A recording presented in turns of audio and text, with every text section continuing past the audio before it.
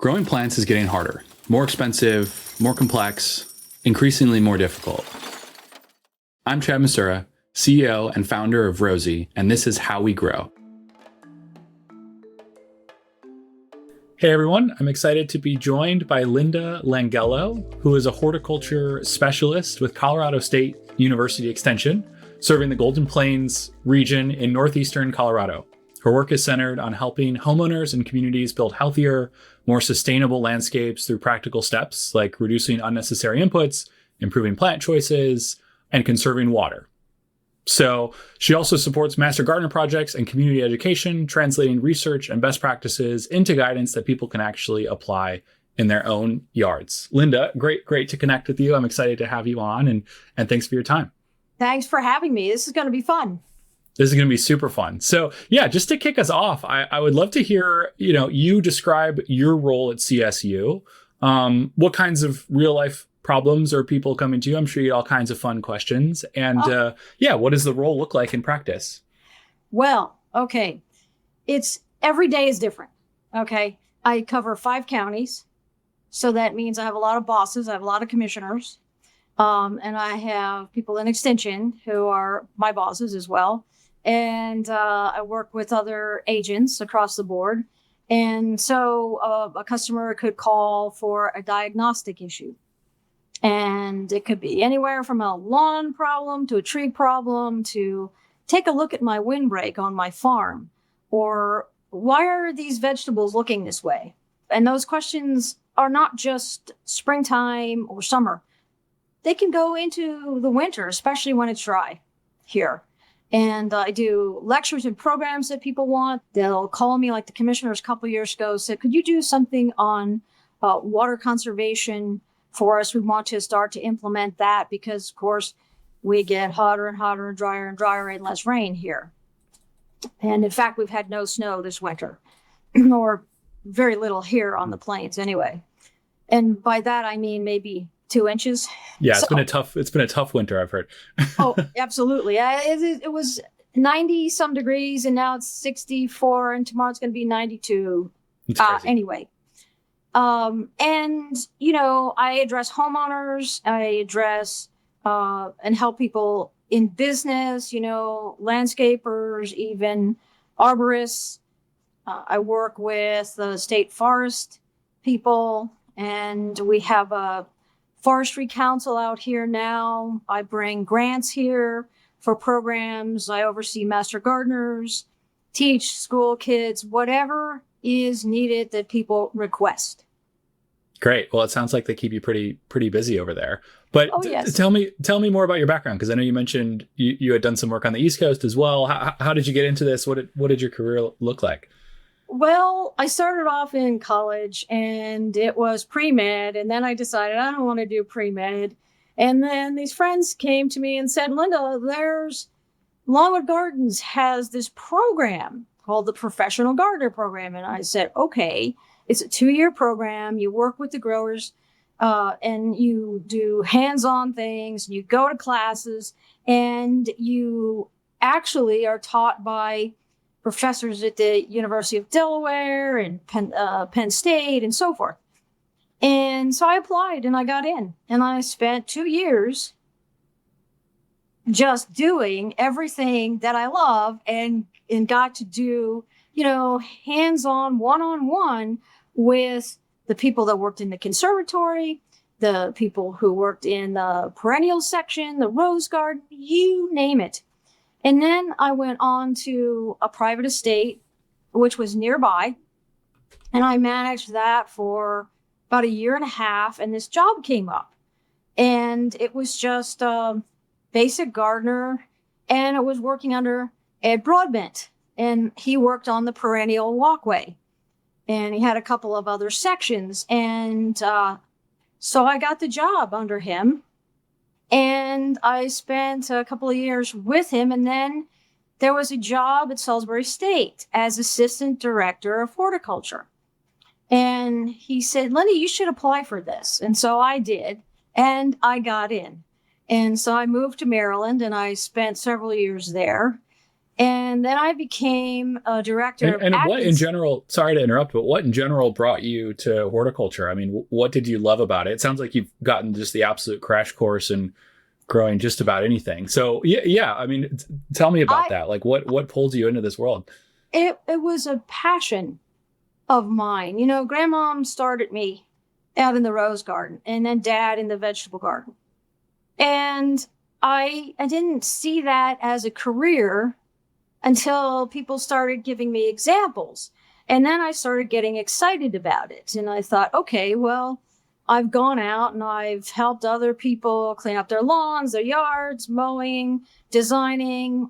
Maybe I could really do this. And so that's what the reason that I applied to the Longwood Gardens program, the professional gardener program, which is now a horticultural program that's accredited. Cool. So, yeah. And how have you seen maybe some of the trends around how folks are gardening, what they're growing, how they're thinking about growing, either at, the backyard scale or larger? How have you seen that change and evolve throughout your career? Well, here's the thing. So I see a lot of increase in natives, whether it's East Coast or whether it's West Coast.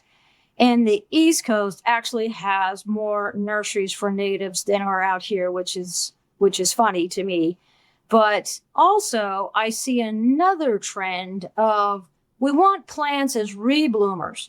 We want them compact because we want, we have smaller yards in a lot of cases. We don't need the time or have the time to really, prune these. So they want them to stay at a specific size. They want them to be very prolific.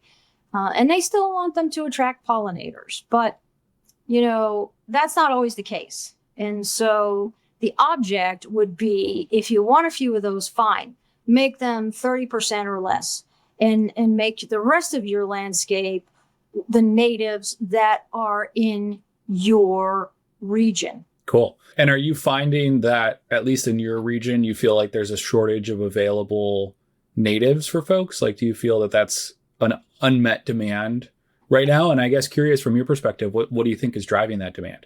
Well, being on the board of Plant Select, we see that there are a number of nurseries. Plant Select is a program developed from Denver Botanic and CSU, and we trial plants like Apache Plume that are native, and then we brand them Plant Select because they held up through the trials, because we have extreme weather conditions. We have poor soils in a lot of cases, and we needed them to be, prolific and to get through all of the extremes, except for hail, that we have here. And people know that those are reliable plants for different areas of the state because we offer different organizations, including Extension, to have trial gardens and then hand in results. And then we compiled those results. Now it's more the Botanic Gardens and Chatfield, which is an extension of the Botanic Gardens, that does a lot more of the trialing, and some of the extension offices. And so what drives it is that it's harder to establish a plant that's native in a container. It's really about, I want to say, the genetics of it.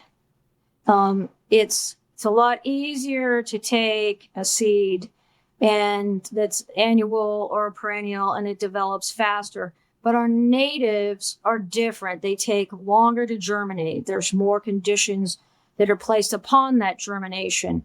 And, it's keeping it true to that native as well. You don't want to mix different things together. So there's a lot of factors, and we wish that we could get more nurseries to, develop more stock, but it's not always possible. And, to have a nursery that says, hey, I want to grow a particular plant in Plant Select for you, it's going to take time. It's like a tree nursery. It's not, okay, you have a 1-year-old seedling. And then, it takes time to have that get to the right size to be sellable and what people are really interested in having. And that Right. works here. And that works here. Yeah. Yeah. Fascinating. So it sounds like, the sort of time to maturity is perhaps one of the challenges holding nurseries back from meeting this demand. I guess, what are some of the recommendations you make when you chat with nurseries in the region for how they can keep ahead of those trends and how they can try to sort of meet this demand for native species? Well, they have to go to trade shows, talking to people, talking to breeders, listening to what their clients want and say. It's a lot easier to utilize natives, but since the trend is that those natives annuals are more expensive, you used to be able to get a perennial in a quart size that might have been $5, but now it's closer to 7 to 15 and so forth. And it's the same way with natives. Yeah. And so that's a whole nother issue. People are going to look at perennials over the annual market and some natives over the rest of it. Yep, absolutely. What are some of the other trends you're seeing? I mean, you quickly mentioned pollinator-friendly species, and I'd love to hear a little bit more about what you're seeing on the ground there. But yes, it's a very popular thing. I mean, they really care about making sure that they understand mason bees and they understand other bees and what they can do, because it increases not just your farmer's crop yield, but what is in your garden. And clients will come to me and say, well, why didn't my squash plant get pollinated? Or why is this apple misshapen? Because not all the seeds were pollinated. And weather conditions and wind and cold, all affect how things are going. And, we have this winter where there is no winter. So what if we get a very wet spring and summer, which we did last year? That makes it harder for plants to develop in maturity, even if they are only there for a season. And you want the best yields. Well, if you don't have a lot of sunny days, how are you going to get higher yields? Peppers and tomatoes don't do well in a rainy season. I mean, even squash develops powdery mildew. It's a lot of factors that come into play. Definitely. Yeah. And so what are some of the recommendations you make to homeowners or landscapers, I think as they're thinking about the challenges of changing seasons and weird summers and weird winters and, all of that interesting stuff? What's the kind of go-to playbook of what you recommend to try to buffer against some of those difficulties? Well, I try to explain to them, even though we haven't had snow, everybody wants to water their lawn because it was 92 degrees. And I say, well, be careful, because the nights are still in the 30s and 40s. And if you put a screwdriver down in the ground and it goes easily into the ground, then it doesn't need water, because the more water you have, the less oxygen, and you've set up an anaerobic situation where you're going to rot those roots, and then you're going to have other issues. And so, you have to be still mindful and careful about how you strategically water. Like I watered a couple of weeks ago, and it was hot for 3 or 4 days, but it wasn't in the 90s. It was like 75, 65. And so I said, okay, I'm going to do this. And I did it for a half hour in each place, and then said, no, I'm not going to do this anymore. And so now it's hot, and I'm not going to worry about it, because we have this up, down, 60, 92, 50, 75. And so I still know that it's okay. And watering is something you have to understand soil. The holding capacity of sand is 1/2 inch. So if you're putting 3 inches on that area, you've wasted everything but that 1/2 inch. and clay is different. It will hold water just because of its soil structure. And that could hold up to 3/4 of an inch of water. And you're dumping the same amount on it, and that's all that it's going to do, and it's going to pool. So, you have to understand that about soil texture. And I always tell people, before you start a vegetable garden or any garden or plant a tree, understand what kind of soil you have. Go get a soil test. What kind of pH? What nutrients are there? What's lacking? And what is the structure of it? Because I have lots of clients who say to me, they call me, my tree died, tell me why it died, and they want another tree.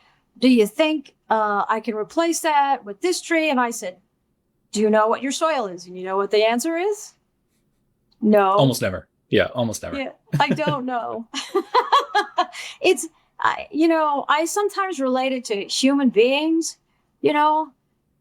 If you don't have a baseline for something, then how do you know that's going to do well? If you know that you always have high alkalinity, how do you know that tree is going to do well in that high alkalinity? You can't put a maple in something that's 7.2 for pH. It just doesn't work. Yeah. And so walk me through the soil conversation, because I'm always interested to hear what's sort of happening, not to use the pun, but on the ground. As you tell people to do testing, as you tell them to understand their soils, how many folks are actually excited to go through that process with you? And then what are some of the recommendations you make for building soils over time? Well, they're not really excited because they want to do this quickly. A lot of times, they want a simple answer. Yes, they want a fast growing tree, which is another issue. And fast growing trees are weak wooded. It's not like a bur oak that takes years, and it's strong wooded, but it lasts forever. It can last over 100 more than that, 400 years. But, in our climates out here, fingers crossed that it makes it to 200. But the thing is, they have to understand what their soil is and what they're planting in it. And then that's variable as to adding organic matter. Because basically, we teach this to master gardeners. Organic matter fixes any soil. Okay, it fixes clay and sandy soil. But it fixes it over time. And out here, we have 1% nitrogen in our soil. And ideal is 5%. But if you go back east, that's higher. I mean, you think about how it was forested over years and years, and the trees drop their leaves, and that turns into humus. And so we don't have that here. And so we have less microbes. And so less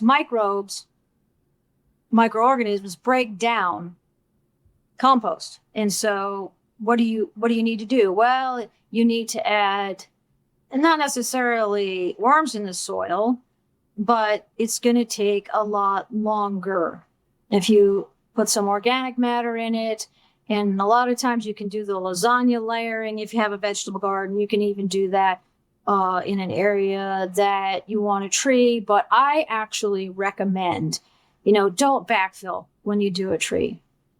Make sure they can live in the environment you have. That's sustainability, that's establishment. And if you're putting something like, say, for example, a locust in clay soil, it won't do well because it needs to be well drained. If you put it in sandy soil or loam soil, it's going to be successful. Yeah, great. Yeah. So it sounds like, if I'm hearing you correctly, it's a lot about plant selection, and it's a lot about understanding what soil you have so you can do incremental building, but at the end of the day, to put the plant in an environment that it evolved to be in, and you'll be much more successful. Absolutely. And be observant of what's around you. When you choose to live in a place, what plants do the best there? Because those are going to be the ones that are going to be the most successful. And unfortunately, with a lot of land development going on everywhere, we're removing a lot of those ecosystems. So it's very important to do the sustainability with, water-wise and regenerative farming and all of that, because we're actually adding back some of the native ecosystem that has been taken away. Yeah. And so tell me more about your sustainability tips. Like, a new gardener comes to you and wants to have a more sustainable backyard. What are some of your go-to recommendations? Well, decide on what your goals are. How much lawn do you really need? How much lawn do you really want to water? And what kind of lawn does that look like for you? If you don't have any kids, you can have buffalo grass. If you don't have a bunch of animals, you can have buffalo grass. But if you don't, then Reveille is another choice that is much better, more sustainable out here, more drought tolerant. And, then what you do is you go on from there and say, okay, how do I want this to look aesthetically? And think about, there are lots of natives and there are lots of cultivars of those natives that you can mix together in that 70-30, 80-20% that will bring in birds, bees, butterflies, and, you can add some compost if you have, more of a clay soil, but there are still some things, natives, that will do well in clay soil. So you have to be cognizant of all of that. And then you could use lots of ground covers to cover the bare soil because you don't want to lose the water and you don't want to lose the soil. And they could sit at the base of other plants that help protect the roots. And so it's really this whole integrated system that you're developing. And trust me, it takes time to put that together. It takes time for people to think about that process. And, I've been doing this a long time, so I can just put it out there. And people ask me, well, how did you develop your xeric gardens? I bought a property. It had Kentucky bluegrass right to the curb. And I said, I'm not doing this because it had 10 feet. There was a sidewalk and then the lawn. So I ripped all of it out. And that was 10 foot wide by 100 feet long. And I went to plantselect.org and I said, okay, I'm going to integrate these plants together for pollination, for bloom time. You want to have a nice spring, summer, fall bloom time. And you want to have, something that's going to be less maintenance. There's still some pruning that has to be done. There's still some weeding that has to be done. But you try to do it without chemicals. And you're doing it to increase the pollinators, which take care of, the aphids on a particular plant. And you can still put annuals. Like I put zinnias next to Asclepias tuberosa because they're just good companions for each other. And there's layers of aspects that you can look at. And when I first started developing that garden, my neighbors started to notice, Linda, there's these new birds that are coming in because the insects were there, and that was good to see that they actually observed that. And then there were other people that came through the neighborhood and wanted to drive by to see what was blooming. And then the next year goes by and then people are asking me, can you show me how you did that?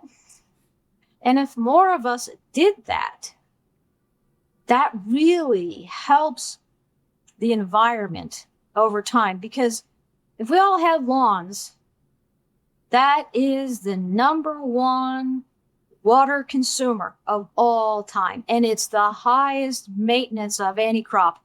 And that includes wheat, corn, all of it. I mean, yeah. I like lawns, but at the same time, I don't want to mow and I don't want to use the fertilizer because, they can be runoff And then there's issues with the lawn. I don't want to get into that. Yeah, so totally. I really lessened that. And it's a money saving thing. Sustainability is a money saving thing. You are working with your whole environment. You're understanding it. You're more in tune with it. Definitely. So let's talk about where things go wrong. I mean, what are some of the biggest issues you find that gardeners come to you with? And I suppose, on the grower side, on the nursery side, what are some things they can do on their end to help prevent or even get ahead of some of those issues? Wow, that's a big question. A lot of times people think xeric is rocks, and it's not rocks. It's not rocks at all. You can use a lot of different diversity. That's the biggest thing. And nurseries pushing that diversity. Plant Select pushes that diversity of different plant species, different timing, bloom time, all of that together. And that's what people need to really think about. Yeah, you can have some of those, like as I said in the beginning, some of those more compact, newer, cultivated varieties of natives that are more prolific and rebloom, don't attract as many disease issues. We have gotten into thinking about, well, easy gardening. And gardening is always going to have some task.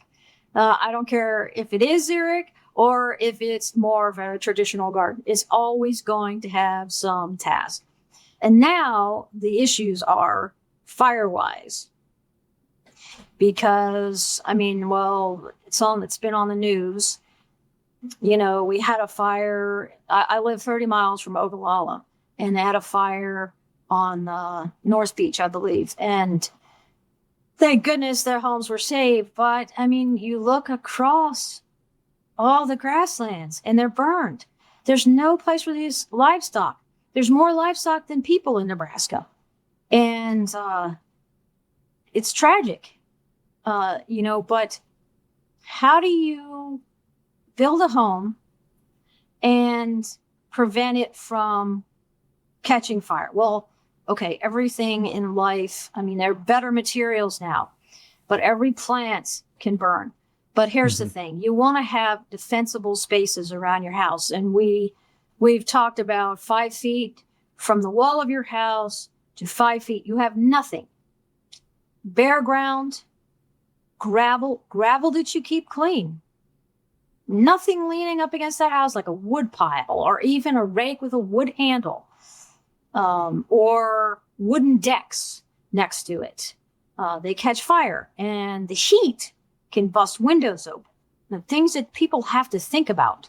Yeah. And then from 5 feet out into 30 feet, you begin to have your plants and low plants with no oils, no resins in them that are going to burn longer and be more intense. And then make sure they're watered. Not frequently, but deeply. And then further out from there, 30 to 50 feet, you have your windbreaks or your larger trees. And with at the 30-foot range, you can have a small tree. But you think about places that are developed so close to each other, most people don't even have that. Right. So is my landscaping going to look, horrible or ugly? No. There are lots of smaller trees. There are lots of smaller shrubs that are deciduous that you can still have and have a beautiful property. But you just have to set yourself up with success. And that success means that you're giving space between plants, space between mature canopies of trees. Because a tree that's right next to each other can set the other one on fire. Or if you have a shrub right underneath, it's a ladder fuel. And it's done. And, firefighters have a lot harder time putting your fire out And Yep. there's only so many resources and so much help. And when the wind kicks up, it's amazing. You can go several miles, 10 miles and several acres, miles in, in a very short period of time. We had a fire from Sterling all the way to Haxton, and that's a wide berth here in Colorado. And it stopped 7 miles outside of Haxton because the farmers came out and they helped the firefighters and they did breaks. Fire has its own interesting habits. Yeah. And it sounds like if you could wave a magic wand on the nursery kind of demand side of things, it would be more native species and more Firewise options for folks. And it sounds like there's a lot of pent up demand for both of those. Yes. Yes. Categories of species. Absolutely. Absolutely. Yeah. Out here. Now back east, you guys have just been swamped with water. I wouldn't even look at a drought tolerant plant. Yeah, it's a little different. Not now, it's a little different, but that could change, right? Mm-hmm. That could change. So totally. Great. Well, as we come up on kind of the end of our time here, I'm curious if there's any recommendations you have for people that want to learn more, that want to follow along, that want to participate in all the great things that you're doing. Where would you recommend we point people, and what are some good next steps? Okay. Well, they can look at my Garden the Plains Facebook page, and I give some really good information. I put issues and problems that are happening around the area, events, and new plant introductions, different vegetables, the best small trees, plant select things. It's across the board. It is absolutely across the board. I show people, pruning for fruit trees. I show them pruning for trees, and you name it. If they request it, I put it up there. But it's just basically everything that I'm seeing, not necessarily in this area, but on a broad spectrum. Great. And so the other thing is Landscape for Life. Colorado State University Extension has the Landscape for Life program. And, that's about conservation and less inputs, less chemicals. It's sort of like regenerative. You're building a healthy habitat for your landscape. And there's choices. They give you goals. Are you a homeowner? Is that the reason you're taking this? Are you working in a municipality? And is that the reason you're taking this? Or do you want to be a train the trainer? All three are great, but it depends on what you need to have done. Yeah, great. Well, both of those are great resources. We'll add them to the show notes below. I guess anything else we didn't cover? Anything else you wanted to touch on?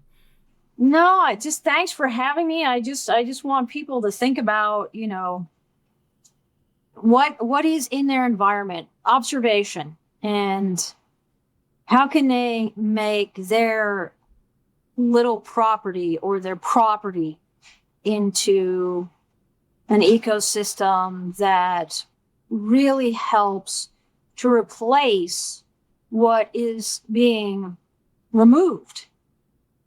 And they're really, 10, 20% an increase in your native species and area of your property will actually help a lot.